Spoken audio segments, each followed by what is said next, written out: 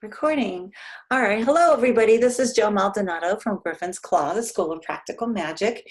And we have with us Professor Kathleen Kilpatrick, who is an old, I don't mean it old as in age, like old as in seasoned professional who has been working with I'm just going to stop the video there, who has been working with therapy dogs and dog training and obedience dogs and all kinds of stuff forever, and actually had a really good hand in helping me with training some of my folks that I have that are living with me. So on that note, I'd like to introduce Professor Kathleen Kilpatrick and what does it take to be a therapy dog? Welcome.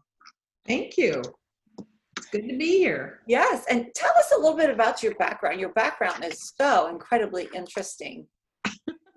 Well, I started out when my daughter was little raising service dogs and training them through a couple of different organizations, and progressed from there to joining the staff of one of these organizations and actually became their puppy program manager, which means that I ran training classes and evaluated puppies that were being raised by our volunteers.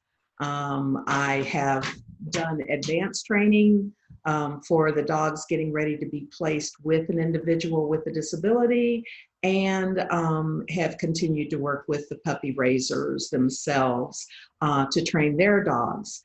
I became interested in therapy work because one of the avenues that we use when we're training service dogs is what we call skilled companions, or dogs that work within a hospital situation and things like that.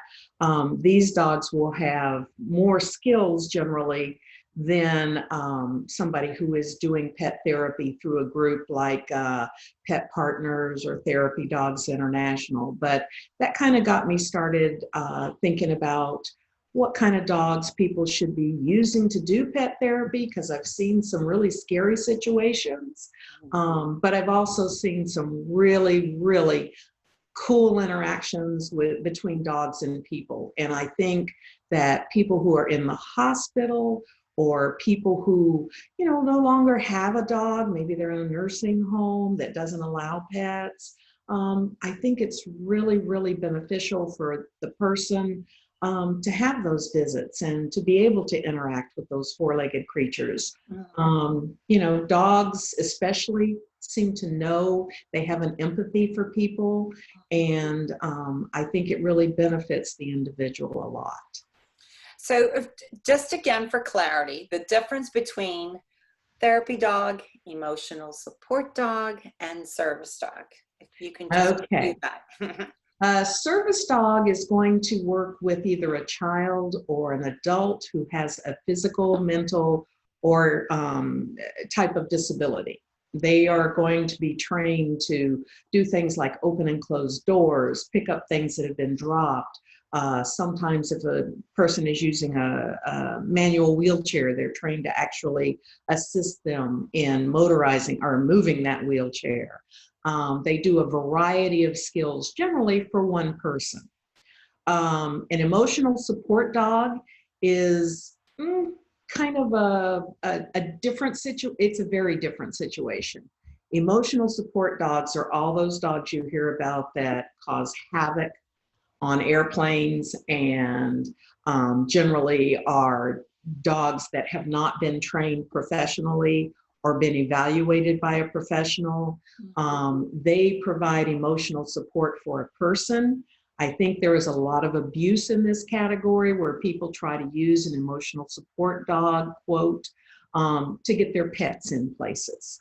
And it's one of those situations that's going to make it harder for people that truly need a dog to get that dog, because communities and states, cities, even the federal government are looking at setting up regulations now because of the abuse that's been going on. So an emotional support dog provides support for somebody who just needs, like a lot of returning servicemen with PTSD.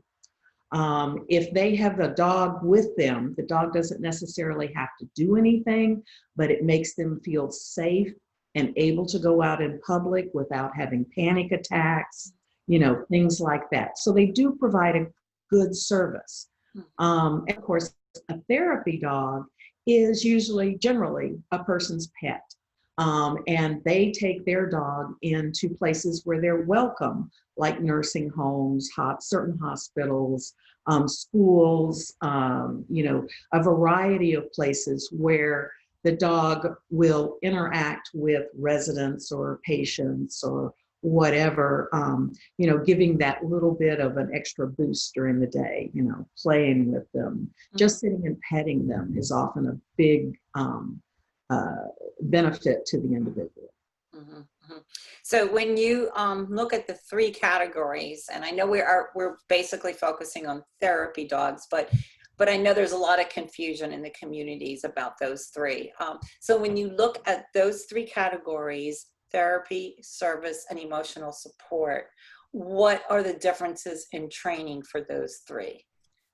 A service dog is going to have generally professional training. An organization is either going to work with the individual with a disability who is training the dog, or they're going to train the dog for a person with a disability. They're going to have a lot of advanced skills. It can take up to 3 years to actually train and have a dog ready for placement for a service dog. So I would consider that like the number one tier or the highest tier of a dog. Right. The pet therapy, I would actually put second. Your dog needs to be well behaved. It has to be comfortable around people who have maybe an emotional problem or a physical problem. They have to be okay around different smells, like in a hospital or a nursing home. And they have to be pretty laid back dogs. They have to have basic obedience. They have to know how to sit, how to lie down, how to be still when needed. So they need basic things, basic obedience, really. An emotional support dog should also have those basic skills, and it should be able to be in public more so than a pet therapy dog. Because an emotional support dog should be able to go to a grocery store or wherever the individual is going. So they need the training kind of somewhere between a service dog and a therapy dog, because they have to be good in crowds. They have to be good around other people and other animals. They can't be out of control. Does that help? Yes, absolutely. Does that answer your question? Yeah, absolutely. And then as far as certification, are there certifications for any of those three that have to be gone through? There is no legal requirement, okay? And again, this is where we get into that gray area where if people continue to abuse, then there are going to become regulations and things that we need to follow. Most states have on the books that service dogs are allowed anywhere that a person is allowed to go. So they are allowed in hospitals, they're allowed, you can't really question a service dog.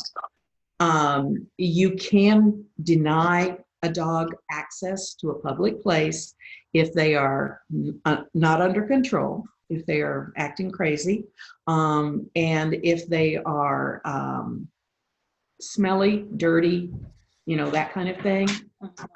But they cannot be denied access because somebody in a restaurant says, I'm allergic to dogs. I'm sorry. The restaurant can move them or, whatever. But if a person with a disability comes in, they have to be allowed that access. Most organizations that train service dogs will do their own certification. Both organizations that I worked with to train service dogs had an extensive certification process that the recipient had to go through with the dog to prove that they could control the dog in public, that they would be able to meet all the dog's needs before they would get their certification to be allowed in public. For therapy dogs, if you belong to an organization, they will give you a certification once you pass a test with them.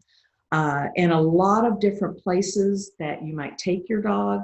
In Orlando, for example, one of the local cancer hospitals has their own therapy dog program. So you have to meet their criteria before you're allowed in. And so it's more on an organization by organization basis. Mm-hmm. And the emotional support dogs, I know a lot of people you'll read online where they say, oh, all you have to have is a letter from your doctor, and then you can just go anywhere you want. And not quite. Because again, if your dog is out of control, if your dog is bothering other patrons, if your dog is smelly or, barking or just not a good guest, then the business or facility, whatever you're in, can ask you to leave with that dog.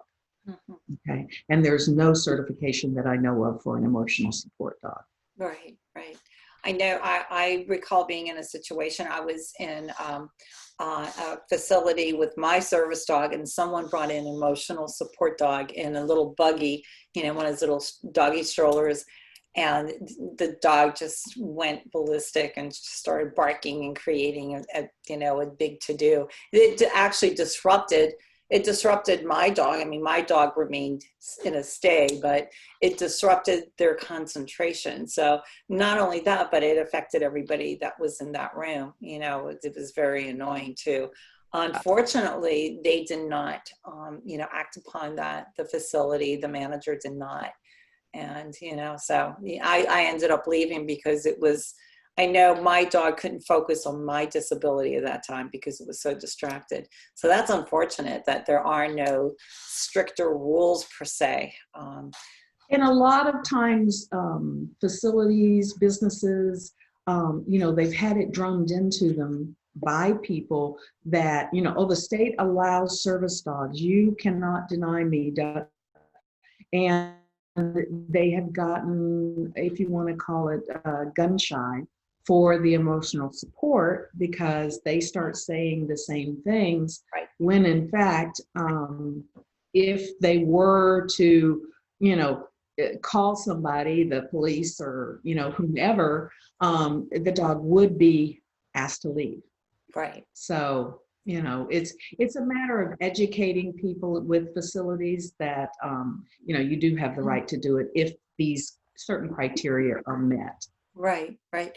If someone wanted to contact an organization to help either affiliate your dog, with their therapy dog program, I mean, where does one find these organizations to kind of apply to? Well, there are a couple of them I know right offhand that are like nationwide organizations. One of them is Delta Society Pet Partners. Mm-hmm. The other one is Therapy Dogs International. Mm-hmm. These groups now, Pet Partners, I don't know if they are still doing it, but they would only allow you to visit facilities that they had approved. So you would have to check your area to see if Pet Partners allowed visitations at these facilities, or you would have to go through some rigmarole to get a facility approved. Mm-hmm. Therapy Dogs International is more of a blanket organization. It certifies that your dog has met the criteria to be a therapy dog according to their guidelines, and you can use that to visit places in the area that they have set up visitation with, or you can approach other facilities that you might want to approach. And then the third area would be facilities like hospitals who have their own therapy program. A lot of schools have reading programs where therapy dogs go and read to the children read to the dogs. Have not mastered reading yet, but they go and have the kids read to them, which is a tremendous help. It's amazing what those dogs can do. So it really depends. If somebody were interested in doing pet therapy and they had an organization, a school, a nursing home, a hospital, that they thought they would want to do that with, I would suggest, first of all, have the dog evaluated by somebody just to be sure that the dog is happy doing it and, is not going to be miserable at it. And then contact the organization and ask them what their criteria is. Mm-hmm. So when you say have someone evaluate the dog, who would you ask to evaluate the dog? I would take a class, maybe a CGC class, a Canine Good Citizen class. Right. They have 3 different tiers now with CGC, and I would suggest, taking one from a group that gives those kind of things, or find a private trainer that, works with therapy dogs. You basically, when you're looking for a dog to do therapy work, I know everybody thinks their pet is wonderful and would make a wonderful pet therapy dog, but it's just not simply the case. You just want to have somebody look at your dog and say, you know what, he's telling me that he's not happy being in public. Or, she really doesn't like people that are move funny or, don't smell right coming up to her. She's shy of that. So just be sure, if you're going to do the pet therapy work, that your dog has been well socialized around children and older people, and that they are comfortable with it. I think, Joe, your communication class is really excellent for allowing people to learn how to read their dogs and how to read their body language, see if they're really happy doing this work. I was just going to ask you about body language. So if you want to know if your dog is,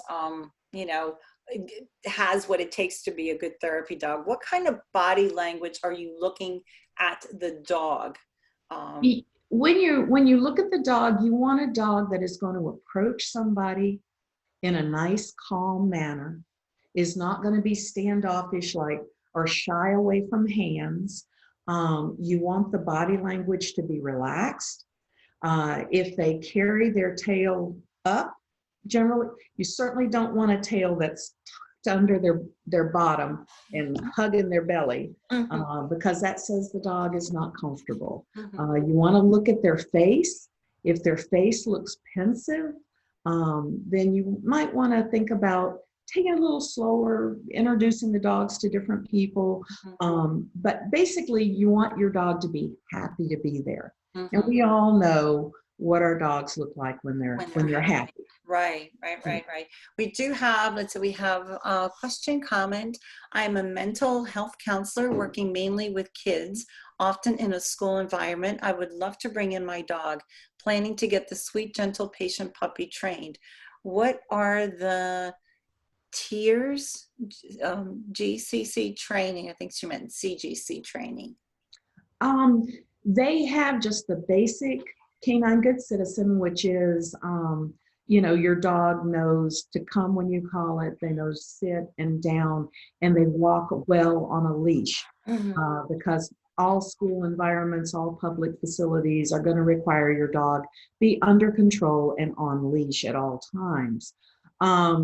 With a dog that's going with you to different schools, and if you're going to be there for any length of time, you want your dog to be able to hang out on a bed, while you're doing other things that the dog is not going to be involved with. So you want a good basic obedience type training. The other levels of the CGC, one is they take the dogs out into public. So the dogs have to learn not to react when they're going in by traffic or crossing the street, that they're under control when they're outside and about. And the third one is kind of a combination of the two.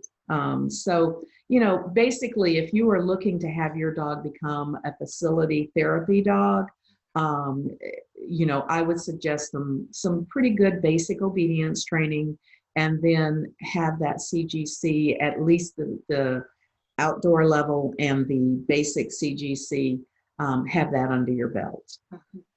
I know with working with my dogs and doing training with my service dogs, I did a lot of training. I do a lot of training, the basic obedience commands, for example, at home.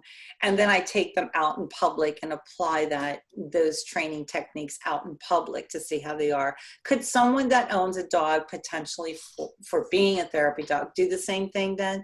Train them all the basic stuff and then take them out, or no? They can, of course, they would not be able to go in the places that you can go into with a service dog.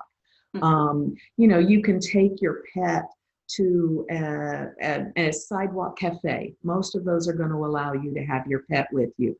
Have it sit quietly with you while you have a sandwich or just sit there. Take it to the park where dogs are allowed. Sit and have people interact with your dog. There are lots of public places where you can socialize your dog. When I was training puppies, before they're old enough to go inside places, we used to go to the outside of a mall, sit on a bench, and just have the shoppers come by and pet. As long as the puppy was comfortable with it and the people were not over the top with their enthusiasm to greet the dog, then it was an acceptable behavior, and it helped the dog learn to be confident and calm around people they don't know. So in that situation, when you're subjecting your dog to people, because you want them to get used to interacting with people, if the dog misbehaves for some reason, then you need to correct the dog, correct? And then you'll see, I guess it would be obvious, oh, this is not working out. With children have a lot of energy. So if, little kids come up and they start, oh, your dog is so cute. Oh, yes. Oh, I had to touch him. I was supposed to ask you. Yes. You always have to be willing and able to step between yourself and the person wanting to greet your dog. Right. If you have a small dog, it's pretty easy. You just pick them up and turn away, and then talk to the parent and say, not really the appropriate way to greet a dog. You also have to not be afraid to have some people look at you like you've grown two heads and have become the devil himself. Yes. Because you will not let their child or them interact with your dog. Remember, when you are training your dog, I used to tell puppy raisers, it is your responsibility to keep the dog safe. And you cannot allow anybody who is not going to agree to handle your dog in the way that you want it to be handled. You have to understand you're going to have to tell them no. And, it's a little bit easier when you start working with your pets because they're your pets. And you don't want to get them out when they're terribly, terribly young. I wouldn't start taking a therapy dog puppy out in public until he was 3 or 4 months old. Okay. And that kind of segues into a question: can an older dog be a therapy dog 10 years plus? Yes. I had one that I did not receive until he was about 10 years old. He was a retired service dog a friend of mine had and was retiring and couldn't keep him. And I had loved this dog since my friend had him. So when he retired, he came to live with me, and we started going to a nursing home near my house, and he loved it. He loved the patients with Alzheimer's. He would go into that ward and just stand there and let them pet him if he wanted. If they didn't want to pet him, he just stood beside them. And, he thoroughly enjoyed it. So as long as your dog is physically able to do it and, doesn't have any big health issues or anything like that, you bet they're never too old as long as they're happy. We have another question, age related. Is there a minimum age to be able to go into a building? Yes. For going in, now, I'm not sure what they mean by going into a building. If you're talking about socialization, you never want to go into a building if your dog is not house trained. I know. Because the worst thing you can do is you know, make yourself known as the person who brings in a dog who's not toilet trained. You know, so you want to make sure your dog is very well toilet trained. And remember too, even the perfect house trained dog, the first couple of times you take them in, you know, to a facility, you want to be sure they've toileted before you go in, because their nerves are going to be a little anxious, and sometimes that can cause them to have an accident without really meaning to. So you want them to be old enough for that. I would not do therapy work with my dog until he was pretty close to 9 months to a year, unless the facility said, oh yeah, no, we love to have puppies come in. You know, if they are looking for puppies, then fine, let them dictate the age, as long as you're aware. I had a PS to that question. I meant to bring in a dog officially as a therapy dog. Is there a minimum age to officially bring them in as a therapy dog? There is no official, as long as you said, as long as you're potty trained. You know, if you're a member of like the Pet Partners or Therapy Dogs International, they may have minimum ages that you would, you know, have to agree that your dog is this age or not. I believe Therapy Dogs International wants your dog to be at least a year old. I'm not sure about Pet Partners. Other than that, I would check with the facility to see if they have an age minimum that they've set. Right. So I'm going to segue again to these days, the age of the COVID, the corona, where everything is shut down and so strict. Where do therapy dogs stand right now? Because I know that even patients with family's not allowed to visit them. So where do therapy dogs stand nowadays with all that? Therapy dogs have pretty much taken a step back, because nursing homes obviously are not going to be allowing the therapy dogs in unless it's a staff member that's been doing it, and is already coming in. Most schools are shut down. I'm not going to do a reading program. Hospitals, obviously, they may allow people. I don't know. It depends on their visitation policies.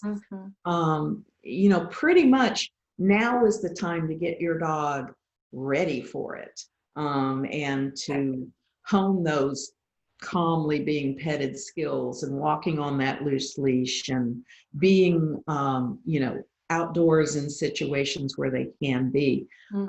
But actually doing therapy work right now, it's going to be up to the facility.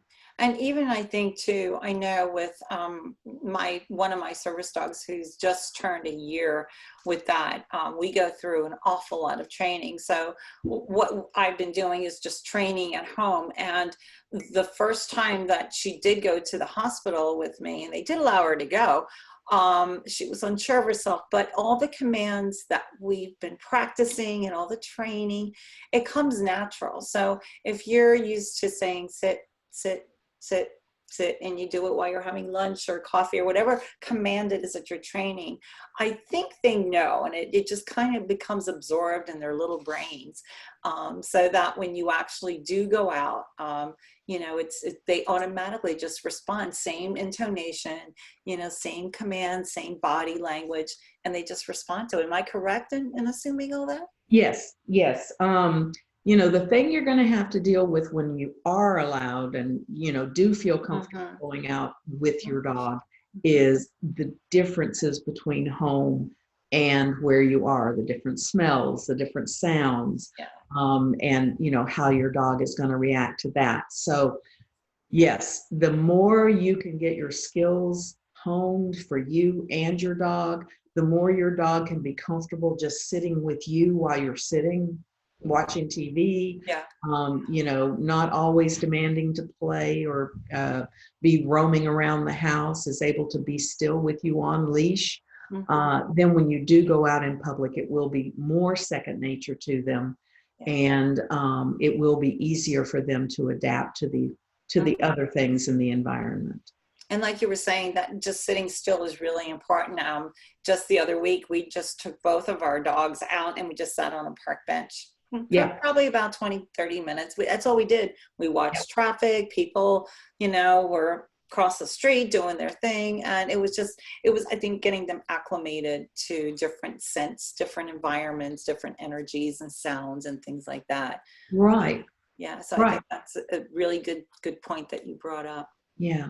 And Yeah. not only having them out in public, but remember too, if your dog is not used to riding in a car, you might want to start taking them for short rides around the neighborhood. Yes. You don't want to work so hard teaching your dog and thinking they're going to be just this happy, wonderful therapy dog, and get them in the car and, find out for a trip that's longer than 10 minutes, they get car sick. Yeah. That's not a dog you're going to be able to take into the nursing home, obviously. Right. So, just short rides, let them see the people walking through the neighborhood and exercising, whatever. That's good experience for them as well. That's an excellent point. And I'd like to add to that, since you know your dog, because your dog is living with you, if you suspect that there is any kind of stomach rumblings or possible whatever, nausea, diarrhea, or anything going on, don't feel obligated to show up at a location because you told them to, because it's not going to turn out good. Yeah, I mean, a quick phone call, say, hey, my dog's a little under the weather. We're going to stay home. Yeah. Trust me, they will appreciate you much more that way and be Yes. happy to reschedule than to have the dog come and have an Clean up. accident Clean up or time. throw up or, yeah, Yeah, yeah. exactly. Well, on that note, our time is up. I'd like to thank you so very much for joining us today. And I'd like to invite everybody that is on this call to hang out a little bit longer. I'm going to stop recording, but after I stop recording, you may open up your mics and then you can ask Kathleen any questions you like. And in the meantime, stay tuned, do subscribe to our YouTube channel at Griffin's Claw School of Practical Magic, and we have a ton of recordings on all different subjects there for you. So on that note, thank you everybody.